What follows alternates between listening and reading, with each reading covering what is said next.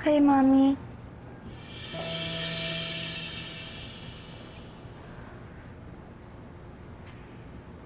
Bakit nandito tong tablet? Di ba sinabi ko sa'yo that you can only use this for school purposes? Pero, Mommy, ginagamit ko lang naman po yan kapag bored po ako eh. Tsaka po, pinapanood ko po yung mga favorite shows ko. Di ba sinabi ko sa'yo na bawal sa'yo ang nagpupuyat? Dapat nagpapahinga ka. Do you know what chronic sleep deprivation can do to your body? Pwede kang magkaroon ng high blood pressure, pwede kang ma-stroke, diabetes, and so on and so forth.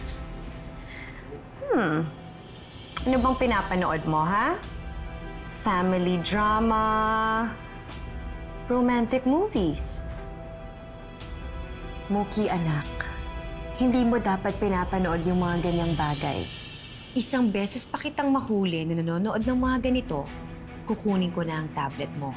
I'm telling you this because I don't want you to get your hopes up. Ayokong isipin mo na balang araw mangyayari din sa'yo yung mga bagay na pinapanood mo. Sa kondisyon mo, you'll never be normal. And you'll never find someone who will love you. And let's just say that you do. Trust me. That someone will leave you dahil iisipin niya, isa kang pabigat.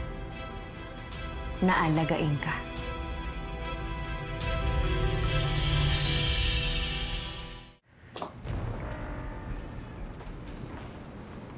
I will always be here for you. I will always take care of you. Lahat ng mga pangangailangan mo, ibibigay ko. And I will always love you and I will always try my best to understand you. Kaya tayong dalawa lang for the rest of our lives. Naiintindihan mo ba yun, anak? Opo, Mommy.